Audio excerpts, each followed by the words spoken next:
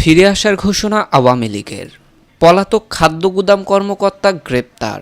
Union ব্যাংকের রহস্যময় হিসাব, ভোটের আগে অস্বাভাবিক নগদ লেনদেন। সংস্কারের পাশাপাশি নির্বাচনের কাজও এগিয়ে নেবে সরকার। গণহত্যায় জড়িতদের কোনো ছাড় নয় বলেছে মাহফুজ আলম।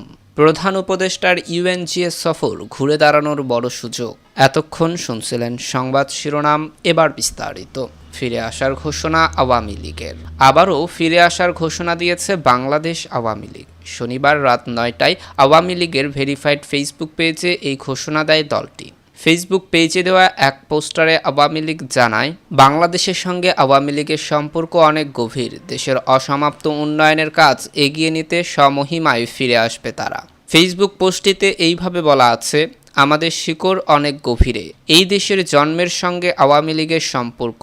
দেশের ঐতিহ্যবাহী দল আওয়ামী লীগ এর স্বমহিমায় ফিরে আসবে। দেশের অসমাপ্ত উন্নয়নের কাজ এগিয়ে নিয়ে যাবে। উল্লেখ্য, ছাত্র জনতার অভ্যুত্থানের মুখে গত 5ই আগস্ট প্রধানমন্ত্রীর পদ থেকে পদত্যাগ করে দেশ ছাড়েন আওয়ামী লীগ সভানেত্রী হাসিনা। বর্তমানে ভারতে অবস্থান করছেন তিনি। সরকারি চাকরিতে কোটা সংস্কারের দাবিতে শুরু হওয়া বিক্ষোভ একসময় সরকার পতন আন্দোলনের রূপ নেওয়ার পর ঘটে এই অভ্যুত্থান, যার রেশ এখনও পুরোপুরি কাটেনি। আন্দোলনে 1,500-এর বেশি মানুষ নিহত এবং আরও কয়েক হাজার আহতের ঘটনার জন্য দেশের জনগণ প্রধানত দায়ী করছে শেখ হাসিনাকে। ইতিমধ্যে হাসিনাকে আসামি করে দেশজুড়ে দায়ের করা হয়েছে শতাধিক হত্যা মামলা। এক কথায় শিক্ষার্থী জনতার আন্দোলন বাংলাদেশ ও আন্তর্জাতিক পরিসরে শেখ হাসিনার চরম নেতিবাচক একটি ভাবমূর্তি তৈরি করেছে। এছাড়া শেখ হাসিনা দেশত্যাগের পর থেকে বাংলাদেশের সবচেয়ে পুরনো দল আওয়ামী লীগ কার্যত নিষ্ক্রিয় হয়ে পড়েছে। এদিকে পলাতক খাদ্য গুদাম কর্মকর্তা গ্রেপ্তার। লালমনিরহাটের কালীগঞ্জে সরকারি খাদ্য গুদাম থেকে 250 মেট্রিক টন চাল আত্মসাৎকারী গুদাম কর্মকর্তা ফেরদৌস আলমকে গ্রেপ্তার করেছে পুলিশ। শনিবার সন্ধ্যায় হাতীবান্ধা উপজেলার দইখাওয়া এলাকায় এক চাল ব্যবসায়ীর বাড়ি থেকে তাকে গ্রেপ্তার করা হয়। 3 বছর আগে ভোটমারি সরকারি খাদ্য গুদামে যোগদান করেন ফেরদৌস আলম। আগের রাতে চাল গায়েব করে শুক্রবার সকালে পালিয়ে যান তিনি। উপজেলা খাদ্য নিয়ন্ত্রক এনামুল হক জানান, ওই খাদ্য গুদামের দারোয়ান চাল সরিয়ে নেওয়ার কথা তাদেরকে জানান। শুক্রবার সকালে কালীগঞ্জ উপজেলার নির্বাহী কর্মকর্তা জহির ইমাম খাদ্য কর্মকর্তাদের সঙ্গে নিয়ে কালীগঞ্জ উপজেলার চলবলা ইউনিয়নের সুকানদিঘি এলাকায় অভিযান চালান। সেখানে এক চাল ব্যবসায়ীর গুদাম থেকে 600 বস্তায় 300 মেট্রিক টন চাল উদ্ধার করে। এই ঘটনায় কালীগঞ্জ উপজেলা খাদ্য নিয়ন্ত্রক এনামুল হক থানায় একটি মামলা করেন। এনামুল হক দ্য ডেইলি স্টারকে বলেন, 30 মেট্রিক টন চাল উদ্ধার করা হয়েছে। অবশিষ্ট চাল এখনও উদ্ধার করা যায়নি। ফেরদৌস আলমের তথ্য অনুযায়ী পুলিশ চাল উদ্ধারের অভিযান চালাচ্ছে। এদিকে ইউনিয়ন ব্যাংকের রহস্যময় হিসাব, ভোটের আগে অস্বাভাবিক লেনদেন। গত জাতীয় সংসদ নির্বাচনের আগে বেসরকারি ইউনিয়ন ব্যাংকের একটি হিসাব অস্বাভাবিক লেনদেন করেছে।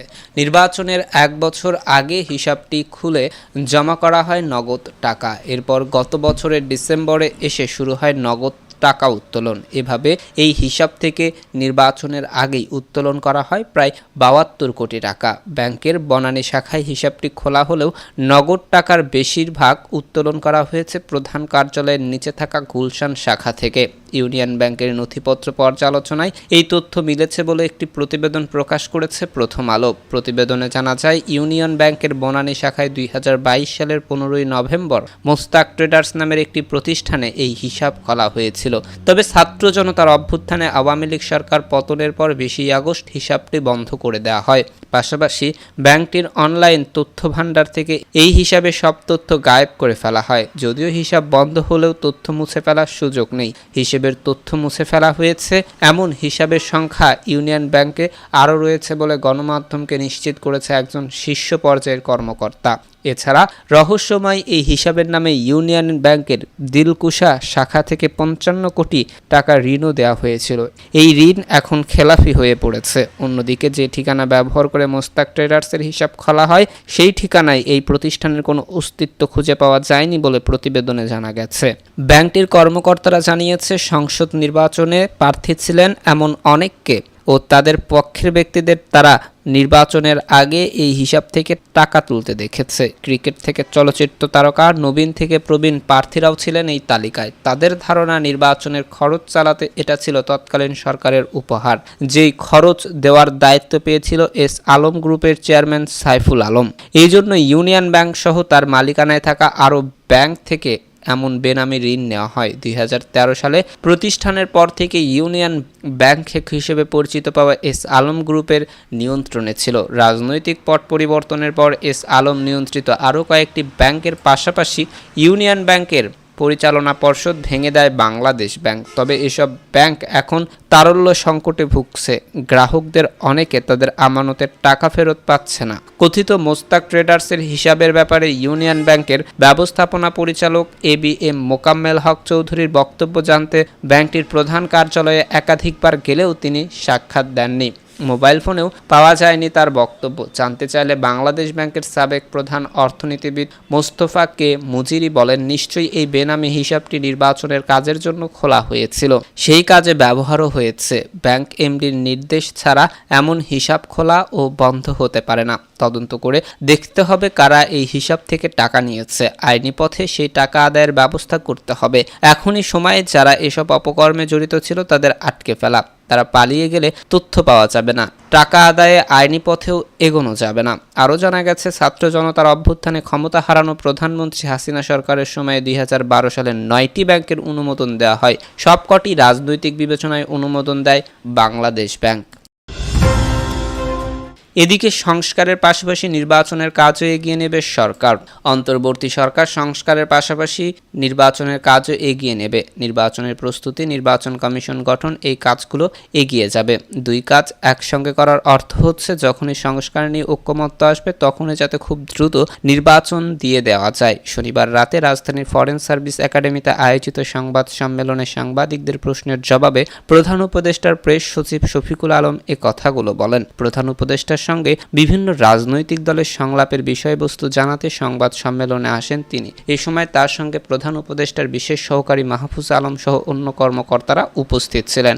রাষ্ট্র সংস্কারের 6টি কমিশন করার বিষয়টি উল্লেখ করে সাংবাদিকদের এক প্রশ্নের জবাবে শফিকুল আলম বলেন, রাজনৈতিক দল ও বিভিন্ন অংশীজনের সঙ্গে কথা বলবে 6টি কমিশন। 3 মাসের সময়সীমার মধ্যে তারা রাজনৈতিক দল এবং অংশীজনের সঙ্গে বসে একটি প্রতিবেদন দেবে। এরপর ওই প্রতিবেদন নিয়ে অন্তর্বর্তী সরকার রাজনৈতিক দল ও সমাজের বিভিন্ন স্তরের লোকজনের সঙ্গে কথা বলবে। এরপর যেটা হবে, রাজনৈতিক দলের সঙ্গে সংস্কারের বিষয়ে একটু ঐক্যমত্য এলে। এ সময় সাংবাদিকদের এক প্রশ্নের জবাবে মাহফুজ আলম বলেন, প্রশাসনের বাইরে দলীয় যে যেখানে থেকে গণহত্যার সঙ্গে জড়িত ছিলেন, ফ্যাসিবাদের সঙ্গে জড়িত ছিলেন বা ভূমিকা রেখেছিলেন তাদের বিচারের আওতায় আনা হবে। ধীরে ধীরে সবাইকে সঠিক মামলা ও তদন্তের ভিত্তিতে শাস্তির আওতায় আনা হবে। মাহফুজ আলম আরও বলেন, রাজনৈতিক দলের সঙ্গে আয়োজিত সংলাপে সরকার যে কমিশন নিয়ে কাজ করছে সেই 6টি কমিশন নিয়ে রাজনৈতিক দলের অভিমত জানতে চাওয়া হয়েছে। বাংলাদেশে বিদ্যমান বিভিন্ন পরিস্থিতি, বিশেষ করে আইন শৃঙ্খলা পরিস্থিতি নিয়ে আলোচনা হয়েছে। দুর্গাপূজায় নিরাপত্তার বিষয়টি নিয়েও আলোচনা হয়েছে। এছাড়া সব রাজনৈতিক দল অন্তর্বর্তী সরকারের প্রতি সমর্থন জানিয়ে এই সরকার তাদের সরকার বলে উল্লেখ করেছেন বলে জানান মাহফুজ আলম। তিনি বলেন, নির্বাচনের রোডম্যাপ নিয়েও কথা এসেছে। কমিশনগুলোর প্রস্তাবের ভিত্তিতে কিভাবে সবকিছু ঢেলে সাজানো হবে তা নিয়ে কথা হয়েছে। নির্বাচন ও সংস্কার এই দুটি বিষয় সমান্তরালভাবে কিভাবে চলমান থাকবে এ নিয়ে বিভিন্ন রাজনৈতিক দলের সঙ্গে কথা হয়েছে। দ্রব্যমূল্য ঊর্ধ্বগতি নিয়ে সাংবাদিকদের এক প্রশ্নের জবাবে মাহফুজ আলম বলেন, অন্তর্বর্তী সরকার প্রথম থেকেই সিন্ডিকেট ও চাঁদাবাজের বিরুদ্ধে অবস্থান নেওয়ার চেষ্টা করছে। ধীরে ধীরে আইন শৃঙ্খলা রক্ষাকারী বাহিনী আগের অবস্থানে ফিরে আসছে। তিনি বলেন, আশা করি খুব অল্প সময়ের মধ্যে সিন্ডিকেট ভেঙে দেওয়ার সুযোগ তৈরি হবে, চাঁদাবাজি বন্ধ করার সুযোগ তৈরি হবে। আশা করি দ্রব্যমূল্যের একটি সুরাহা আমরা করতে পারবো। এতক্ষণ আমাদের সাথে থাকার জন্য ধন্যবাদ।